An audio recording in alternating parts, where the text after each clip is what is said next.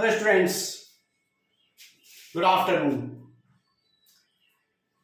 हम शुरू करेंगे आज नॉट फॉर प्रॉफिट ऑर्गेनाइजेशन। बहुत सारे बच्चों की डिमांड थी कि एग्जाम बहुत पास में है और ये नॉट फॉर प्रॉफिट ऑर्गेनाइजेशन अभी उनका तैयार नहीं है। एक सिरे से उनको इसका एक इंट्रोडक्शन चाहिए है और मैं पैरावाश कंपनी की तरफ से ये पैरावाश एक एक्सपोर्ट क्वालिटी के प्रोडक्ट हैं। ये इनके द्वारा प्रायोजित ये क्लासेस हैं। इनके बहुत सारे ये प्रोडक्ट तैयार होते हैं और बहुत क्वालिटी प्रोडक्ट हैं, एक्सपोर्ट क्वालिटी के प्रोडक्ट होते हैं और मार्केट में किसी भी क्वालिटी से इनका कोई मुकाबला नहीं है। बहुत सारे प्रोडक्ट खर्चा उठाती है ये पैरावाश और बच्चे आपके पढ़ते हैं और पैरावाश को यूज करिए और पढ़ाई के द्वारा अपने बच्चों को आगे बढ़ाइए। मैं अपने टॉपिक को आगे बढ़ाता हूं। हम बात करते हैं नॉट फॉर प्रॉफिट ऑर्गेनाइजेशन की। तो सबसे पहले समझते हैं ये है क्या चीज। आपको मालूम है ऑर्गेनाइजेशन दो तरह के हो सकते हैं। You know organizations may be of two category, profit earning and not for profit earning. जो ट्रेडिशनल जो क्लास 11th में आप लोगों ने फाइनल अकाउंट तैयार किए थे उसमें देखिए ट्रेडिंग ऑर्गेनाइजेशंस। फाइनेंशियल स्टेटमेंट में आपको दिया होता था, गिवन होता था ट्रायल बैलेंस। ये ट्रायल बैलेंस कुछ डेबिट बैलेंस होते थे और होते थे कुछ क्रेडिट बैलेंस। अब डेबिट बैलेंस में यहां पर एसेट्स होती थी और एक्सपेंस होते थे और क्रेडिट साइड में जो आइटम तो यहां होते थे मगर पहचान के लिए मैं यहां लिख रहा हूं। क्रेडिट में या तो इनकम या फिर लायबिलिटी ऐसे आइटम हुआ करते थे और उसके हेल्प से बनाते थे आप फाइनल अकाउंट, ट्रेडिंग अकाउंट और बैलेंस शीट। जो डेबिट वाले आइटम थे वो खर्चे होने की वजह से या तो यहां पर आते थे या एसेट होने की वजह से वो आइटम यहां पर आते थे। ऐसे ही क्रेडिट वाले आइटम या तो यहां पर आते थे या क्रेडिट वाले आइटम फिर यहां पर आते थे। हम अब बात करेंगे नॉन ट्रेडिंग ऑर्गेनाइजेशन की। वही फाइनेंशियल स्टेटमेंट सपोर्ट रूप में पहले दिया होता था आपको ट्रायल बैलेंस और सपोर्ट रूप में गिवन अब होता है रिसीव्ड एंड पेमेंट अकाउंट। यहां पर सारी रिसीविंग लिखी जाती हैं, टोटल रिसीव। अब टोटल रिसीव को हम अगर कैटेगराइज कर लें तो या तो वो इनकम होगी या फिर वो लायबिलिटी होगी। अच्छा, कैसे पहचानेंगे? अब सरल सा तरीका ये है कि अगर जो पैसा हमको मिला है अगर हम उसको अपनी मर्जी से यूज कर सकते हैं तो इनकम, और अपनी मर्जी से यूज नहीं कर सकते तो लायबिलिटी।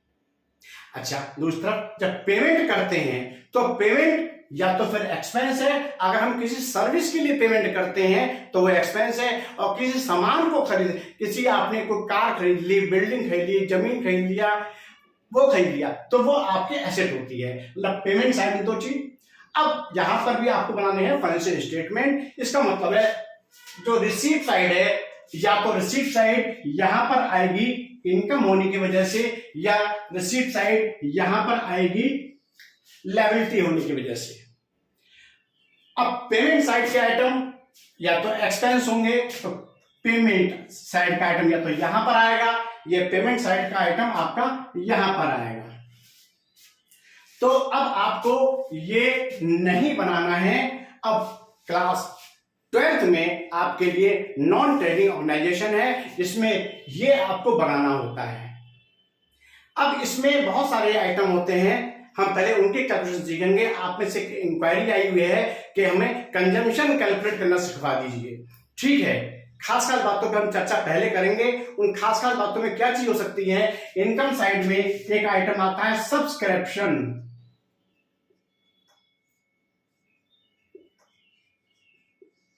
सब्सक्रिप्शन हम इसकी चर्चा करेंगे।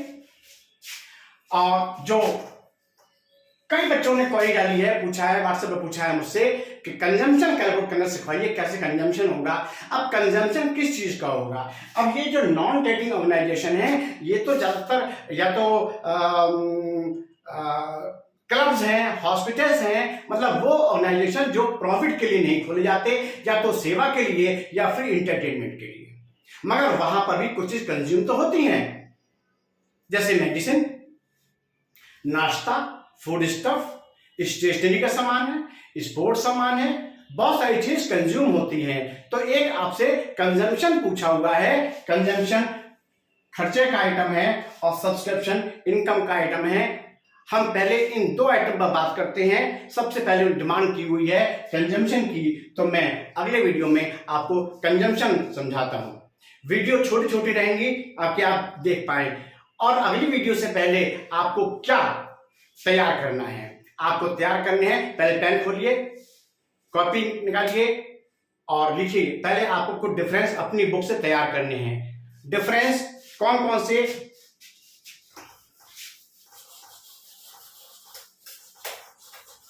देखिए आपको एक डिफरेंस तैयार करना है, cash book versus receipt and payment account, एक। दूसरा आपको डिफरेंस अपनी बुक से देखना है, सेकंड नंबर पर receipt and payment account versus income and expenditure account. ये दोनों डिफरेंस मैं अभी आपको थोड़ा सा एक्सप्लेन करता हूं, बाकी आप बुक से देखकर समझेंगे। ये जो कैश बुक और रिसीट पेमेंट अकाउंट है, इसका मेन डिफरेंस, जो कैश बुक है ज्यादातर ट्रेडिंग ऑर्गेनाइजेशन में बनाई जाती है और receipt payment account non trading में बनाया जाता है। अब कैश बुक में सारी रिसीविंग, सारे पेमेंट आप लिखते हो डेट वाइज, कौन सा काम, अगर सेल भी होती है तो सेल जिस डेट में जितनी हुई उतनी आप लिखते हैं। तो कैश बुक में डेट वाइज एंट्री होती है, जबकि रिसीट ऑफ पेमेंट अकाउंट में टोटल कितना पैसा मिला और कितना पैसा दिया। इसका मतलब है आप कह सकते हैं receipt payment account is like a summary of cash book. इतना मेन तो समझ लीजिए, बाकी आपको कुछ तैयार करना है। मैं बहुत कम समय में चर्चा करना चाहता हूं क्योंकि बोर्ड में समय अब कम रह गया है। और दूसरा है रिसीट एंड पेमेंट अकाउंट और इनकम एंड एक्सपेंडिचर अकाउंट। ये आपको दिया हुआ है रिसीट एंड पेमेंट अकाउंट और आपको बनाना पड़ता है इससे। मैं इसका अंतर भी आपको एक्सप्लेन करता हूं। आपको दिया होता है रिसीट पेमेंट अकाउंट और बनाना पड़ता है इनकम एंड एक्सपेंडिचर अकाउंट। इन दोनों का अंतर भी आपको बुक से देखना है, मैं बताता हूं। जैसे रिसीट साइड में देखिए सब्सक्रिप्शन आपको मिला 10,000। हो सकता है इसमें कुछ पैसा पिछले साल का जो अब मिल गया हो वो शामिल होगा, हो सकता है कुछ पैसा आगे का किसी ने एडवांस दे दिया हो वो मिल गया हो, इसमें वो भी लिखा हुआ है। मगर जब इसको हम इनकम में कन्वर्ट करेंगे इस 10,000 को, तो इसमें से जो इस ईयर का नहीं है पहले का है वो माइनस करेंगे, जो आगे का एडवांस मिल गया है वो माइनस करेंगे, और अगर इस ईयर का कुछ रह गया है तो वो ऐड करेंगे। Doesn't matter whether it is received और नॉट। हमें इस ईयर का जो सब्सक्रिप्शन पार्ट है यहां वो शो करना है, और यहां पर total doesn't matter whether it is for current year, previous year और कमिंग ईयर, ये टोटल है। और यहां पर हमको केवल इस ईयर का पार्ट लिखना है। ये मैंने आपको शॉर्ट में डिफरेंस समझाया है, बुक में देखिए और मैं फिर नोट कर पढ़ाता हूं। खूब पढ़िए, खूब पढ़िए।